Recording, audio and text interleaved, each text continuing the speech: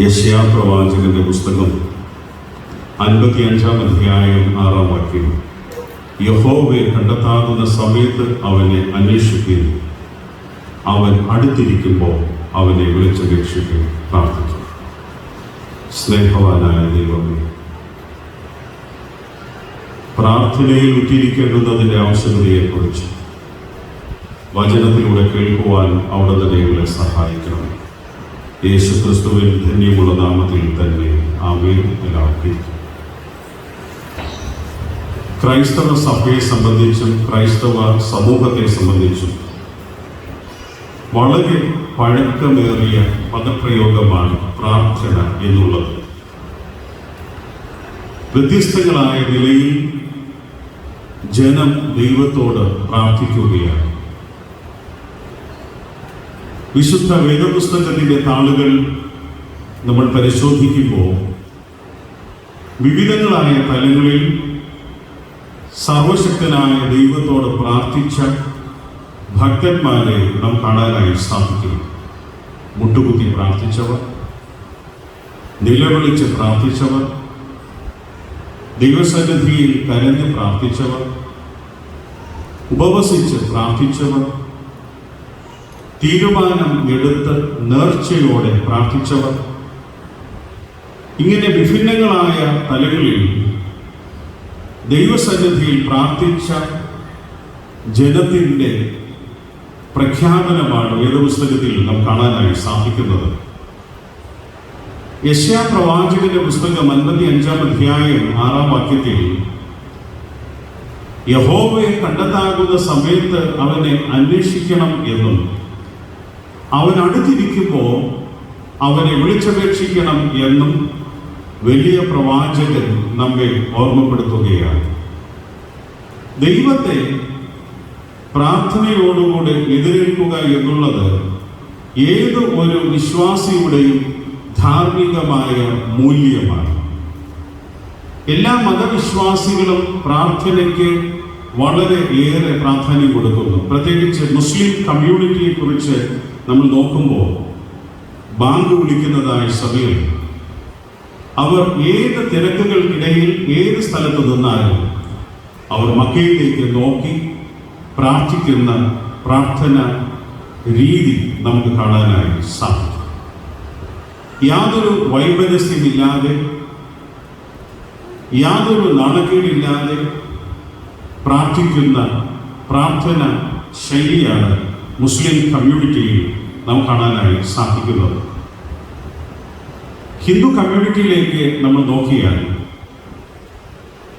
അവർ ആരാധനയ്ക്കായി കടന്നു പോകുമ്പോൾ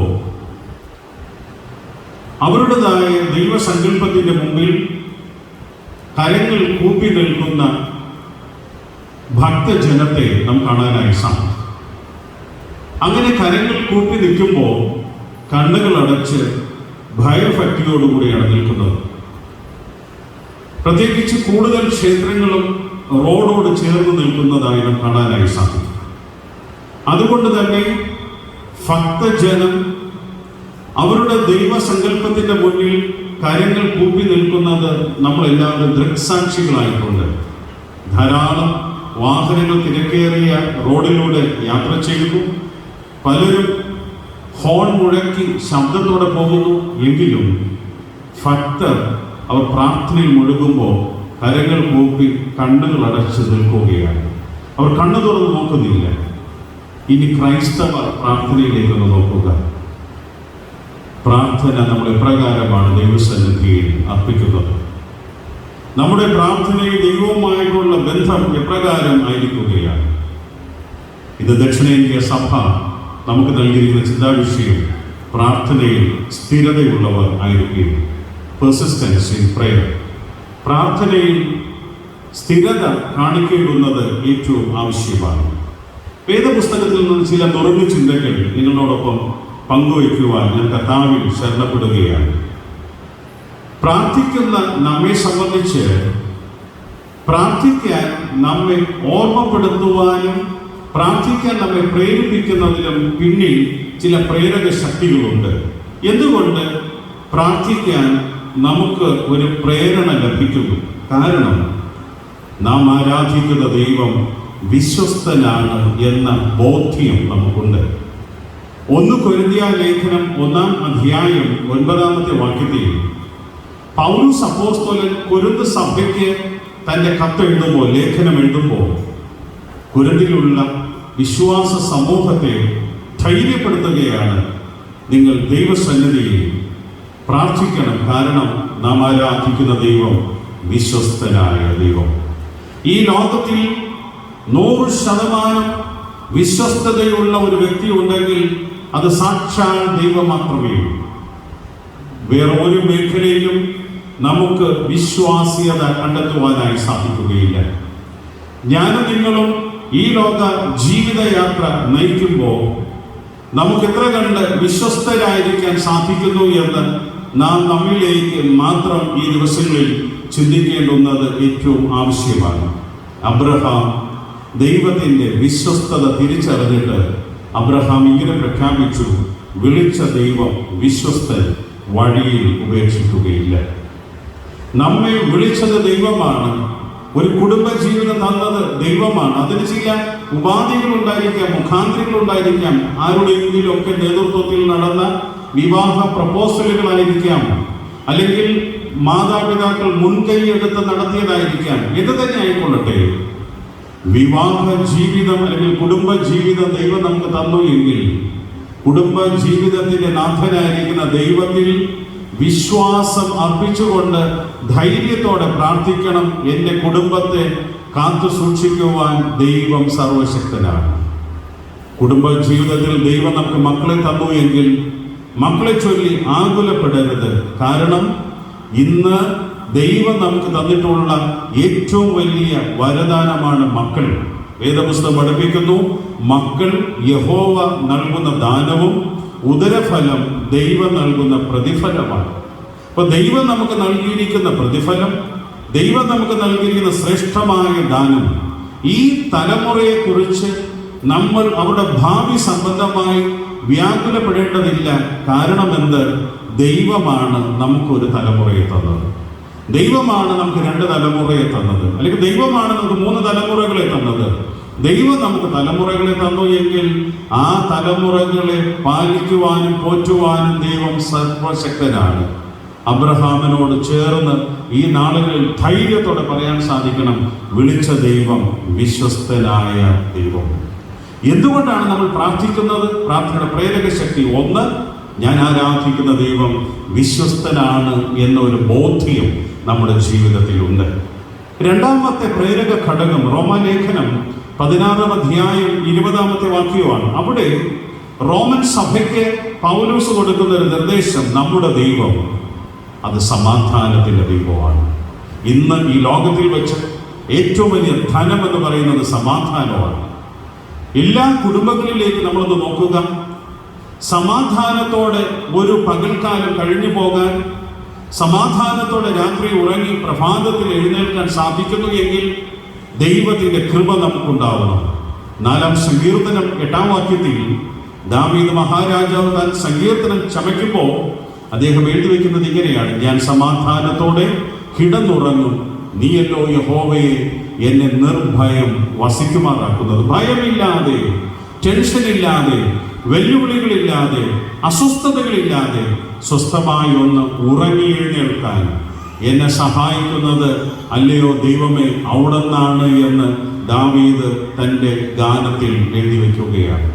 ഈ നാളുകളിൽ നോക്കുക, എത്രയോ കുടുംബങ്ങളിൽ ഒരുപക്ഷെ സാമ്പത്തികമുണ്ട്, നല്ല ജോലിയുണ്ട്, ചുറ്റുപാടുകളുണ്ട്, നല്ല നല്ല സാഹചര്യങ്ങളിലൂടെ അവർ കടന്നു പോകുന്നു. എങ്കിലും കുടുംബത്തിനുള്ളിൽ സമാധാനമില്ലാതെ കഴിയുന്ന എത്രയോ വ്യക്തി ജീവിതങ്ങളെ നമ്മളൊന്ന് അന്വേഷിച്ചാൽ കണ്ടെത്താനായി സാധിക്കും.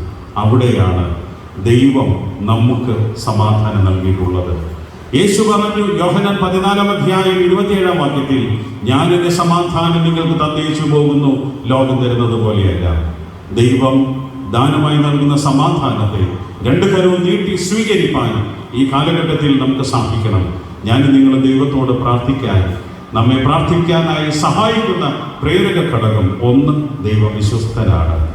2, നമ്മുടെ ദൈവം നമുക്ക് സമാധാനം തരുന്നവനാണ്. മൂന്നാമത്തെ പ്രേരക ഘടകമായി കാണുന്നത് നാം ആരാധിക്കുന്ന ദൈവം സാത്താനെ തകർത്തവനാണ്.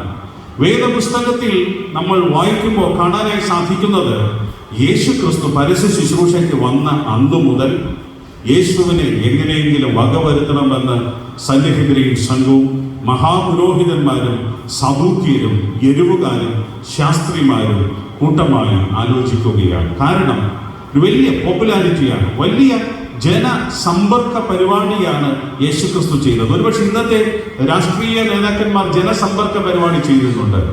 അവരുടെ എല്ലാവരുടെയും ലീഡർ എന്ന് പറയുന്നത് യേശുക്രിസ്തുവാണ്. യേശുക്രിസ്തു ചെയ്തതുപോലുള്ള ഒരു ജനസമ്പർക്ക ശുശ്രൂഷ ആരും ഇതുവരെ ചെയ്തിട്ടില്ല. കാരണം അറിയാമോ, യേശുക്രിസ്തു പോകുന്ന സ്ഥലങ്ങളിൽ ആയിരക്കണക്കിന് പതിനായിരക്കണക്കിന് ജനം ഒരുമിച്ച് കൂടുകയാണ്. യേശു പോകുന്ന യാത്രയിൽ അവർ കൂടെ പോവുകയാണ്. യേശു ഇരിക്കുന്ന കൂട്ടായ്മയിലേക്ക് അവരും ഇരിക്കാനായി ശ്രമിക്കുകയാണ്. ആ ഒരു അനുഭവമാണ് നമുക്ക് ഒരിക്കൽ വേദപുസ്തകത്തിൽ കാണുന്നത്. യേശുക്രിസ്തു ഇരിക്കുന്ന വീട്ടിൽ കയറുവാൻ സ്ഥലമില്ലാഞ്ഞിട്ട് 4 ആൾ ചേർന്ന് പക്ഷാഘാതം പിടിച്ച ഒരുവനെ കൂര പൊളിച്ച് താഴേക്ക് ഇറക്കി. കാരണം അവിടെ വഴികളിലൊന്നും ആ പക്ഷാഘാതക്കാരനെ കൊണ്ടുവരാൻ സ്ഥലമില്ല. അത്രമാത്രം ഹൗസ്ഫുള്ളായി ഒരു പൂർണ്ണ അളവിൽ നിറഞ്ഞു നിൽക്കുന്ന ജനസാന്ദ്രത, ഒരു വലിയ പോപ്പുലാരിറ്റിയാണ്, ജനസാന്ദ്രതയുള്ള അല്ലെങ്കിൽ ഒരു വലിയ അംഗീകാരവും ഒരു വലിയ പരസ്യമാണ് യേശുവിൻ്റെതായ ശുശ്രൂഷ. അത്രമാത്രം ശുശ്രൂഷ വർദ്ധിച്ചു വരുമ്പോൾ ജനങ്ങളെല്ലാവരും യേശുവിനോട് കൂടെ ഇങ്ങനെ ഒരുമിച്ച് കൂടുമ്പോൾ അന്നത്തെ നേതൃത്വം ചിന്തിച്ചു, ഇങ്ങനെ പോയാൽ യേശു രാജാവായി തീരും. യേശു രാജാവായി തീർന്നാൽ നമ്മുടെ ഇന്നത്തെ പദവികൾക്ക് സ്ഥാനഭ്രഷ്ടം സംഭവിക്കും. അതുകൊണ്ട് യേശുവിനെ വകവരുത്തണം. 40 ദിവസത്തെ ഉപവാസം കഴിയുമ്പോൾ തന്നെ യേശുവിനെ വകവരുത്താനുള്ള ശ്രമം തുടങ്ങി. അങ്ങനെ ഏറ്റവും അവസാനമായി യേശുവിനെ ക്രൂശിച്ച് കൊന്നതിലൂടെ യേശുവിൻ്റെ വ്യക്തിപ്രവാഹം ഈ സമൂഹത്തിൽ നിന്ന് മാറ്റപ്പെടും എന്ന് തെറ്റിദ്ധരിച്ച മഹാപുരോഹിതന്മാരും ശാസ്ത്രിമാരും അന്നത്തെ സഭാ നേതൃത്വവും യേശുവിനെ ക്രൂശിച്ച് കൊല്ലുവാനുള്ള എല്ലാ ചട്ടങ്ങളും ചിട്ടകളും നിയമ ഭേദഗതിയും വരുത്തി. അങ്ങനെ യേശുക്രിസ്തുവിനെ ക്രൂശിലേക്ക് കൊല്ലുമ്പോൾ 3-ാം നാളിൽ ഉയർത്തെഴുന്നേൽക്കുന്ന സമയം യേശുക്രിസ്തു വിളിച്ചു പറഞ്ഞ വാക്യമാണ്, ഹേ മരണമേ നിന്റെ ജയം എവിടെ, ഹേ പാതാളമേ നിന്റെ വിഷമുള്ള എവിടെ. പാതാളത്തെയും മരണത്തെയും ജയിച്ച് ജയഭേരി മുഴക്കി ഇന്നും നമുക്ക് വേണ്ടി പക്ഷപാതം ചെയ്യുന്ന ഒരു ദൈവം, ഇന്നും നമുക്ക് വേണ്ടി മധ്യസ്ഥത വഹിക്കുന്ന ഒരു ദൈവം നിങ്ങളോടും എന്നോടും കൂടെയുള്ളത് കൊണ്ട് ധൈര്യത്തോടെ പറയാൻ സാധിക്കും, ഞാൻ പ്രാർത്ഥിക്കുന്ന, എൻ്റെ പ്രാർത്ഥന കേൾക്കുന്ന ദൈവം സാത്താനെ തകർത്ത ദൈവമാണ്, സാത്താന്റെ ശക്തിയെ കെടുത്തിയ ദൈവമാണ്, സാത്താന്റെ തലയെ തകർത്ത ദൈവത്തെയാണ് ഞാൻ ഇന്ന് ആരാധിക്കുന്നത് എന്ന ധൈര്യം നിങ്ങൾക്കും എനിക്കും ഉണ്ടാകേണ്ടുന്നത് ഏറ്റവും ആവശ്യമാണ്. ഞാൻ ആദ്യത്തെ ചിന്തയിൽ അവസാനിപ്പിക്കുകയാണ്. പ്രാർത്ഥിക്കാൻ നമ്മെ പ്രേരിപ്പിക്കുന്ന 3 ഘടകങ്ങൾ. 1, ദൈവം വിശ്വസ്തൻ. 2, നമ്മുടെ ദൈവം സമാധാനത്തിന്റെ ദൈവം. 3, നമ്മുടെ ദൈവം സാത്താന്റെ ശക്തിയെ തകർത്ത ദൈവമാണ്. രണ്ടാമത്തെ ചിന്തയിലേക്ക് വരാം. ഈ പ്രാർത്ഥന എന്ന് പറയുന്നത് അതിനൊരു സ്റ്റൈലുണ്ട്, അതിനൊരു രീതിയുണ്ട്. എങ്ങനെയെങ്കിലും പ്രാർത്ഥിച്ചാൽ അത് പ്രാർത്ഥനയായി മാറില്ല. വേദപുസ്തകം നമ്മൾ വായിക്കുമ്പോൾ വിശുദ്ധ ലൂക്കോസിന്റെ സുവിശേഷം 18-ാം അധ്യായത്തിൽ 9 മുതൽ 14 വരെയുള്ള വാക്യങ്ങളിൽ 2 വ്യക്തികൾ പ്രാർത്ഥിക്കാനായി വന്നു നിൽക്കുകയാണ്. ഒരുവൻ പരീശൻ, ഒരുവൻ ചുങ്കക്കാരൻ.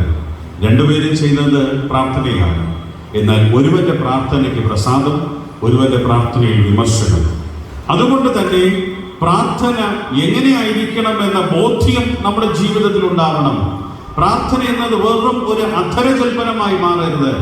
പ്രാർത്ഥന എന്നുള്ളത് ഒരിക്കലും ഒരു അധര വ്യായാമമായി മാറരുത്. പൗലോസ് പറയുന്നത് ഇങ്ങനെയാണ്, എനിക്ക് അക്ഷരത്തിലും പ്രാർത്ഥിക്കാൻ അറിയാം, ആത്മാവിലും പ്രാർത്ഥിക്കാൻ അറിയാം. അക്ഷരികമായി ഞാൻ പ്രസംഗിക്കും, ഞാൻ ആത്മാവിലും പ്രസംഗിക്കും. അക്ഷരികമായി ഞാൻ ദൈവത്തോട് പ്രാർത്ഥിക്കും, ആത്മാവിൽ ഞാൻ പ്രാർത്ഥിക്കും. ഈ ഉത്തരാധുനിക ലോകത്തിൽ നമുക്ക് ആവശ്യം അക്ഷരികമായ പ്രാർത്ഥന അല്ല, ലിറ്ററൽ പ്രയർ അല്ല, എഴുതി വെച്ച പ്രാർത്ഥനകളല്ല, എഴുതി വെച്ച പ്രാർത്ഥനാ ശൈലികളല്ല. നമ്മുടെ പ്രാർത്ഥനകൾ സ്പിരിച്വലി ബാക്ക്ഗ്രൗണ്ട് ഉള്ളതായിരിക്കണം, വളരെ ആത്മീയ അടിസ്ഥാനമുള്ള പ്രാർത്ഥനകളായിരിക്കണം നമ്മുടെ പ്രാർത്ഥന. വേദപുസ്തകം നമ്മൾ വായിക്കുമ്പോൾ പ്രവാചകനായ ഏലിയാവും മറുഭാഗത്ത് അശേര പ്രവാചകന്മാരും ബാൽ പ്രവാചകന്മാരും.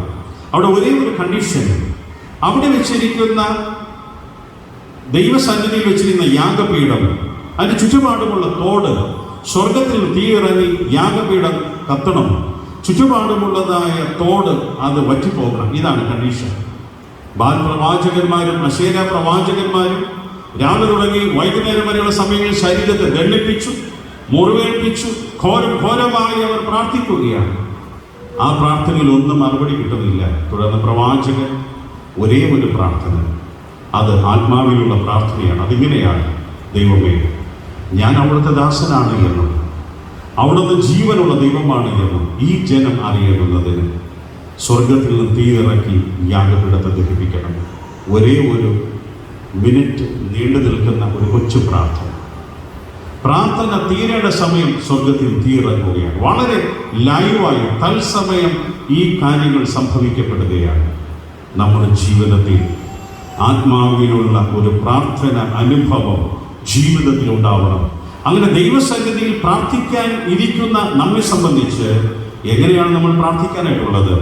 യിരെമ്യാ പ്രവാചകന്റെ പുസ്തകം 29-ാം അധ്യായം 13-ാമത്തെ വാക്യത്തിൽ പ്രവചനാത്മാവിൽ യിരെമ്യാവ് പറയുന്നു, കണ്ണുനീരിന്റെ പ്രവാചകൻ എന്നറിയുന്ന യിരെമ്യാവ് പറയുകയാണ്, പൂർണ്ണ ഹൃദയത്തോടെ ഈ ദൈവസന്നിധിയിൽ പ്രാർത്ഥിക്കും.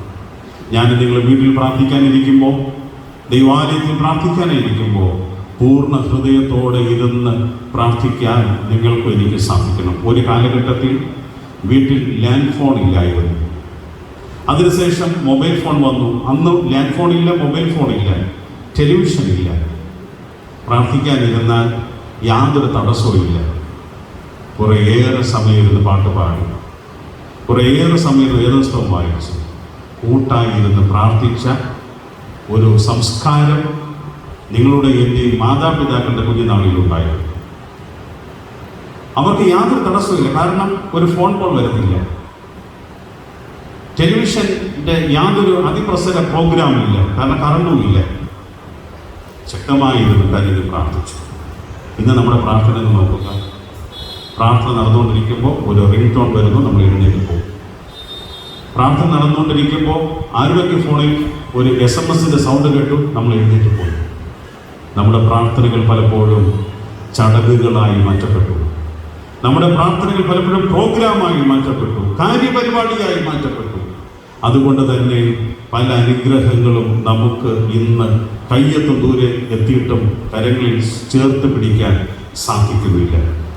വചനം നമ്മെ പഠിപ്പിക്കുന്നത്, യിരെമ്യാ 29:13 നമ്മെ പഠിപ്പിക്കുന്നത്, നീ പൂർണ്ണ ഹൃദയത്തോടെ ദൈവസന്നിധിയിൽ പ്രാർത്ഥിക്കണം. 1 ശമൂവേൽ 1-ാം അധ്യായം 10-ാം വാക്യത്തിൽ ഹന്നായെ കുറിച്ചു വേദപുസ്തകം പഠിപ്പിക്കുന്ന ഹന്ന യെരൂശലേം ദേവാലയത്തിൽ വന്ന് മനോവ്യസനത്തോടെ ഏറ്റവും കരഞ്ഞു.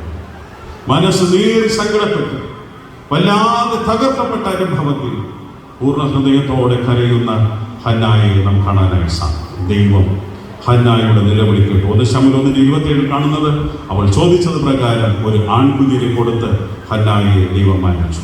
ഈ പ്രഭാതത്തിൽ നിങ്ങളുടെയും എൻ്റെയും പ്രാർത്ഥനയ്ക്ക് മറുപടി വരും. നിങ്ങളുടെയും എൻ്റെയും കണ്ണുനീറിന് മറുപടി വരും. നമ്മുടെ ദൈവം ആർക്കും കടക്കാരനല്ല. നമ്മുടെ ഓരോ കണ്ണുനീർ തുള്ളിക്കും അളന്ന് തൂക്കി പ്രതിഫലം തരുന്ന ഒരു ദൈവം ഈ പ്രഭാതത്തിൽ നമ്മോട് കൂടെയുണ്ട്.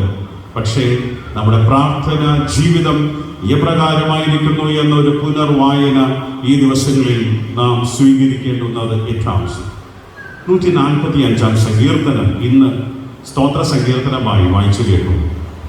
ആ 145-ാം സങ്കീർത്തനത്തിൻ്റെ ചില വാക്യങ്ങൾ നിങ്ങൾ നോക്കിയാൽ, പ്രത്യേകിച്ച് 18-ഉം 19-ഉം വാക്യങ്ങൾ വളരെ ശ്രദ്ധേയമായ ആശയങ്ങൾ കൊണ്ട് സമ്പുഷ്ടമാണ്. 145-ന്റെ 18-ാം വാക്യത്തിൽ അവിടെ വേദപുസ്തകം പഠിപ്പിൽ, സത്യമായി തന്നോട് വിളിച്ചപേക്ഷിക്കുന്ന ഏവർക്കും ദൈവം സമീപസ്ഥൻ ആകുന്നു. സത്യമായി തന്നോട് വിളിച്ചപേക്ഷിക്കുന്ന ഏവർക്കും. ഞാനും നിങ്ങളും പ്രാർത്ഥിക്കുമ്പോൾ ആ പ്രാർത്ഥനയിൽ വാസ്തവമുണ്ടെങ്കിൽ, നമ്മുടെ പ്രാർത്ഥനയിൽ സത്യസന്ധതയുടെ ശക്തി ഉണ്ടെങ്കിൽ, വചനം പഠിപ്പിക്കുന്നത് എന്താണ്? സത്യമായി തന്നോട് വിളിച്ചപേക്ഷിക്കുന്ന ഏവർക്കും യഹോവ സമീപസ്ഥനാണ്. നമ്മുടെ അരികിൽ നിന്ന് നമ്മുടെ പ്രാർത്ഥന കേട്ട് നമ്മെ തലോടി വേദനകളെല്ലാം മാറ്റി അനുഗ്രഹിച്ച് പോകുന്ന ഒരു ദൈവം നമ്മോട് കൂടെയുണ്ട്. ഈ ദിവസങ്ങളിൽ ഞാൻ എന്നോട് ചോദിക്കുക, വാസ്തവമായി നമുക്ക് കണ്ണുനീരോടെ പ്രാർത്ഥിക്കാനായി കഴിയുന്നുണ്ടോ? വളരെ ദാരിദ്ര്യത്തിലുള്ള ഒരുപക്ഷെ നമ്മൾ വലിയ അമ്മച്ചിമാരുടെ, പ്രായമുള്ള അമ്മച്ചിമാരുടെയും അപ്പച്ചന്മാരുടെ പ്രാർത്ഥന ഒന്ന് നോക്കിയാൽ ഒരു പ്രാർത്ഥിച്ചുകൊണ്ടിരിക്കുമ്പോൾ തന്നെ കണ്ണിൽ നിന്ന് കണ്ണുനീർ തുള്ളികൾ ഇങ്ങനെ വീണുകൊണ്ടിരിക്കുന്നത് നമുക്ക് കാണാനായി സാധിക്കും. കാരണം എന്തെന്നറിയാമോ? അവർ ഹൃദയം നുറുങ്ങി സങ്കടപ്പെട്ട് കരയുകയാണ്. ഞാനോ നിങ്ങളോ പ്രാർത്ഥിച്ചിട്ട് ഇന്ന് കണ്ണിൽ നിന്ന് കണ്ണുനീർ വരുന്നില്ല. കാരണം എന്ത്? നമ്മുടെ കണ്ണുനീരുകളെല്ലാം സീരിയലിൻ്റെ മുന്നിലേക്ക് നഷ്ടപ്പെട്ട് കഴിഞ്ഞു. നമ്മുടെ കണ്ണുനീരെല്ലാം പല സ്ഥലങ്ങളിൽ നഷ്ടപ്പെട്ട് കഴിഞ്ഞു. ദൈവസന്നിധിയിൽ നിന്ന് കരയുമ്പോൾ നമുക്കിന്ന് കണ്ണുനീരില്ല. ദൈവസന്നിധിയിൽ നമുക്ക് കരഞ്ഞ് പ്രാർത്ഥിക്കാൻ കഴിയുന്നില്ല. അതുകൊണ്ട് ദൈവത്തിന് പ്രവർത്തിക്കാനും കഴിയാതെ നിൽക്കുകയാണ്. പ്രാർത്ഥിക്കുന്ന ദൈവമക്കളോട് പറയുന്നു, സത്യമായി നിങ്ങൾ എന്നെ വിളിച്ചപേക്ഷിക്കുമെങ്കിൽ ഞാൻ സമീപത്ത് വന്ന് നിന്നെ അനുഗ്രഹിക്കും. ശദ്രക്കിനോട് ചോദിക്കുക, മേശക്കിനോട് ചോദിക്കുക, അബേദ്നെഗോവിനോട് ചോദിക്കുക, അല്ലയോ ശദ്രക്കെ, മേശക്കെ, അബേദ്നെഗോവേ, നിങ്ങളുടേതായ ജീവിതത്തെ തീച്ചുളയിൽ ദൈവത്തെ നിങ്ങൾ എങ്ങനെ കണ്ടുമുട്ടി? അവർ പറയുന്നു, സത്യമായി ഞങ്ങൾ ദൈവത്തെ നിലവിളിച്ചത് കൊണ്ട് തൃത്വത്തിൽ മൂന്നാമനായ പരിശുദ്ധാത്മാവ് ഞങ്ങളിൽ നാലാമതായി നമ്മുടെ അരികിലേക്ക് വന്നു, ഞങ്ങളോടൊപ്പം നിന്നു. തലയിലെ ഒരു മുടിനാര് പോലും, ശരീരത്തിലെ ഒരൊറ്റ രോമം പോലും കരിഞ്ഞു പോകാതെ തീച്ചൂളയിലും ഞങ്ങൾ ജീവനോടെ നിൽക്കുകയാണ്. യെശയ്യാവ് പറയുന്നു, തീയിലൂടെ കടന്നു പോകേണ്ടി വന്നാലും നീ വെന്തു പോവുകയില്ല, വെള്ളത്തിലൂടെ നിനക്ക് പോകേണ്ടി വന്നാലും വെള്ളം നിന്റെ മീതെ കവിഞ്ഞു പോവുകയില്ല. അത്രമാത്രം ക്ഷേമകരമായി നിങ്ങളെയും എന്നെയും സംരക്ഷിക്കുന്ന ഒരു ദൈവം നമ്മോട് കൂടെയുണ്ട്. ഇത് വായിച്ച സുവിശേഷ വേദഭാഗത്തിലേക്ക് വരികയാണ്. മർക്കോസ് 10-ാം അധ്യായം 46 മുതൽ 52 വരെ വേദഭാഗം നമുക്ക് എല്ലാവർക്കും സുപരിചിതം. തിമായിയുടെ മകനായ ബർത്തിമായി എന്ന കുരുടനായ ഒരു മനുഷ്യൻ, അദ്ദേഹം ഭിക്ഷാടനത്തിന് വന്നിരിക്കുകയാണ്. അങ്ങനെ അദ്ദേഹം ഭിക്ഷാടനത്തിന് വന്നിരിക്കുമ്പോൾ ഒരു വലിയ ശ്രുതി അദ്ദേഹത്തിന്റെ കർണങ്ങളിൽ, കാതുകളിൽ പതിച്ചു. യേശു വരികയാണ്. യേശു വരുന്നു എന്ന് മനസ്സിലാക്കിയ ബർത്തിമായി അദ്ദേഹം ഇങ്ങനെ വിളിച്ചു, ദാവീദ് പുത്ര, എന്നോട് കരുണയുണ്ടാകണമേ എന്ന് നിലവിളിച്ചു. വേദപുസ്തകം പഠിപ്പിക്കുന്നത്, മുൻ നടക്കുന്നവർ പലരും ബർത്തിമായോട് മിണ്ടരുത്, ഈ ഗുരുവിനെ അസഹ്യപ്പെടുത്തരുത് എന്ന് പറഞ്ഞു. ആരാണ് ഈ മുൻ നടക്കുന്നവർ? യേശു ക്രിസ്തു നടക്കുന്നതിനേക്കാളും മുന്നിൽ കയറി നടക്കുന്നത് ആരാണ്? നമ്മൾ ചിന്തിക്കുക. യേശു എൻ്റെ ജീവിതത്തിൻ്റെ നായകനാകുമ്പോൾ എൻ്റെ ജീവിതത്തിൻ്റെ ഏറ്റവും മുന്നിൽ യേശു ആയിരിക്കണം. ഞാൻ യേശുവിൻ്റെ പിന്നിലൂടെ യാത്ര ചെയ്യുന്നു. യേശുവിനെ മുന്നിൽ നിർത്തി ഞാൻ യേശുവിൻ്റെ പിന്നിലൂടെ യാത്ര ചെയ്യുമ്പോൾ യേശു മുന്നിലും ഞാൻ പിന്നിലുമായി യാത്ര ചെയ്യുന്ന യാത്രയെക്കുറിച്ചാണ് 91-ാം സങ്കീർത്തനത്തിൽ സങ്കീർത്തനക്കാരൻ പഠിപ്പിക്കുന്നത്. അത്യുന്നതന്റെ മറവിൽ വസിക്കുകയും സർവശക്തന്റെ നിഴലിൻ കീഴിൽ പാർക്കുകയും ചെയ്യുന്നവൻ. അത്യുന്നതന്റെ മറവിൽ, അത്യുന്നതനായ ദൈവം എൻ്റെ മുന്നിലും ഞാൻ ദൈവത്തിന്റെ പിന്നിലുമായി യാത്ര ചെയ്യുന്ന അനുഭവം. ഇവിടെ ബർത്തിമായുടെ അരികിലേക്ക് യേശുനാഥൻ വരുമ്പോൾ യേശുവിൻ്റെ മുന്നിൽ കയറി നടക്കുന്ന ചില പുരുഷാരത്തിലെ വ്യക്തികൾ ബർത്തിമായോട് പറഞ്ഞു, ഇങ്ങനെ കിടന്ന് നിലവിളിക്കേണ്ട ആവശ്യമില്ല, നീ ഗുരുവിനെ അസഹ്യപ്പെടുത്തരുത്, ഇങ്ങനെ ബഹളമുണ്ടാക്കരുത്, ഇതൊരു പവിത്രമായ യാത്രയാണ്. ഈ ഒരു സംഭാഷണം കണ്ട യേശു ബർത്തിമായുടെ അരികിൽ വന്നു നിന്നിട്ട് ഇവരോട് തന്നെ പറഞ്ഞു, അങ്ങ് വിളിപ്പീൻ. ബർത്തിമായി പുതപ്പ് ഇട്ടും കളഞ്ഞ് ചാടി എഴുന്നേറ്റ് കർത്താവിൻ്റെ അരികിൽ. യേശു അവരോട് ചോദിച്ചു, ഞാൻ നിനക്ക് വേണ്ടി എന്താണ് ചെയ്യാനായിട്ടുള്ളത്? അവൻ പറഞ്ഞു, എനിക്ക് കാഴ്ച പ്രാപിക്കണം. ഈ ദിവസത്തിൽ നിങ്ങളുടെ പ്രാർത്ഥനയും എൻ്റെ പ്രാർത്ഥനയും ഇത് തന്നെ ആകട്ടെ. റബ്ബൂനി, എനിക്ക് കാഴ്ച പ്രാപിക്കണം, എനിക്ക് കാഴ്ച വേണം. കാഴ്ച എന്നുള്ളതിന് ഇംഗ്ലീഷ് കൊടുത്തിട്ടുള്ള നല്ലൊരു പദമാണ് വിഷൻ, ദർശനം. ഒരു കാഴ്ചപ്പാട് നമുക്ക് ഈ കാലഘട്ടത്തിൽ ഉണ്ടാവണം. നമ്മുടെ ഭാവിയെക്കുറിച്ച് ഒരു കാഴ്ചപ്പാട്, നമ്മുടെ കുടുംബത്തെക്കുറിച്ച് ഒരു കാഴ്ചപ്പാട്, നമ്മുടെ വ്യക്തിപരമായ ജീവിതത്തെക്കുറിച്ച് ഒരു കാഴ്ചപ്പാട്, നമ്മുടെ വിദ്യാഭ്യാസത്തെക്കുറിച്ച് ഒരു കാഴ്ചപ്പാട്, നമ്മുടെ ആത്മീയ മണ്ഡലത്തെക്കുറിച്ച് ഒരു കാഴ്ചപ്പാട്, ഭൗതികതയെക്കുറിച്ച് ഒരു കാഴ്ചപ്പാട്. ഇന്ന് കാഴ്ചപ്പാടില്ലാത്ത ഒരു വലിയ സമൂഹം ഇന്നിൻ്റെ ശാപങ്ങളായി സമൂഹത്തിൽ നിലനിൽക്കുകയാണ്. ഭാവിയെക്കുറിച്ച് കാഴ്ചപ്പാടില്ലാത്തത് കൊണ്ട് മദ്യത്തിനും മയക്കുമരുന്നിനും അടിമകളായി ബോധരഹിതരായി പല സ്ഥലങ്ങളിലും ഇരുന്ന് ഇന്ന് ഒരുപക്ഷെ പാൻ മസാലകളുടെ ഉപഭോക്താക്കളായി, ലഹരികളുടെ ഉപഭോക്താക്കളായി, വീടിനും നാടിനും സഭയ്ക്കും സമൂഹത്തിനും തലവേദനകളായി മാറിയിരിക്കുന്ന ഒരു വലിയ സമൂഹത്തെ നമുക്ക് കാണാനായി സാധിക്കും. കാരണം എന്ത്?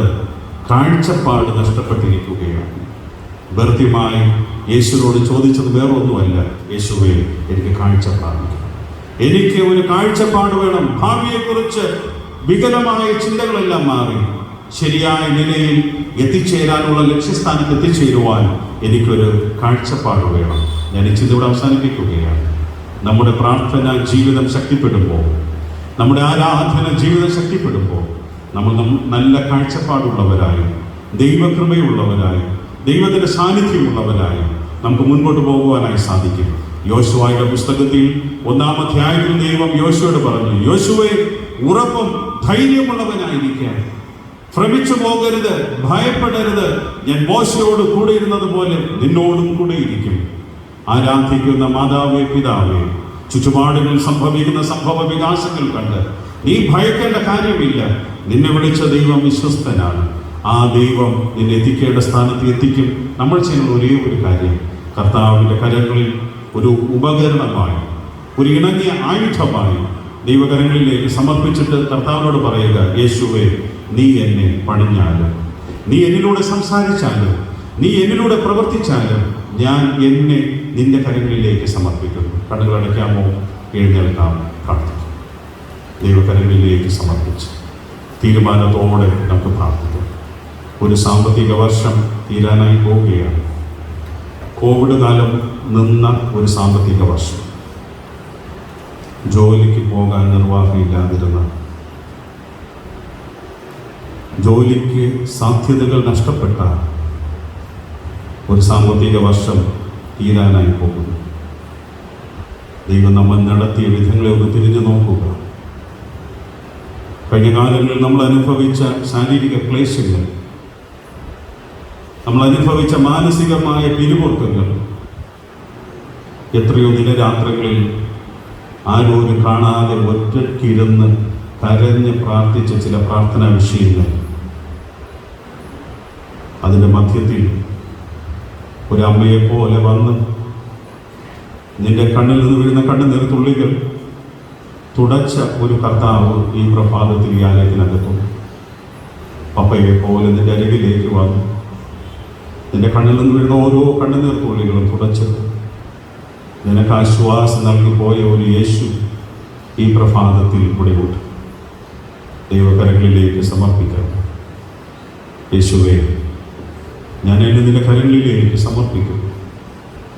ശരിയായ വണ്ണം പ്രാർത്ഥിക്കാൻ, ശരിയായ വണ്ണം ഉപവസിപ്പാൻ, ശരിയായ നിലയിൽ ദൈവത്തോട് ചേർന്നിരിപ്പാൻ കർത്താവേ നീ കൃപ ചെയ്യണമേ. എത്ര പേർക്ക് തീരുമാനത്തോടെ പ്രാർത്ഥിക്കണം? എല്ലാ കണ്ണുകളും അടച്ച് ഭയഭക്തി കൊണ്ട് ദൈവത്തോട് പ്രാർത്ഥിക്കുക. സ്നേഹവാനായ ദൈവമേ, പരിശുദ്ധ കർത്താവ്, അനേകം ശാരീരിക ക്ലേശം പിടിച്ചു ആശുപത്രിയുടെ വരാന്തയിൽ ഈ പ്രഭാതത്തിൽ നിൽക്കുമ്പോൾ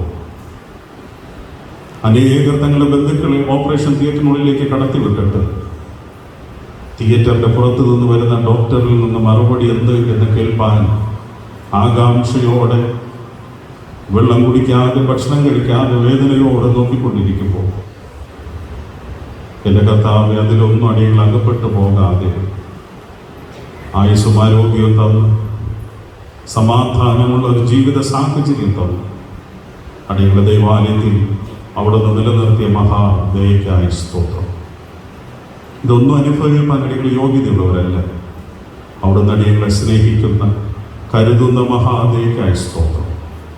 യേശു ക്രിസ്തുവിൻ ധന്യമുള്ള നാമത്തിൽ തന്നെ ആമേൻ. നമ്മുടെ കർത്താവും രക്ഷിതാവുമായ യേശു ക്രിസ്തുവിന്റെ കൃപയും സമാധാനവും എല്ലായ്പ്പോഴും കൂടെ ഇരിക്കുമാറാകട്ടെ. ആമേൻ. തുടർന്ന്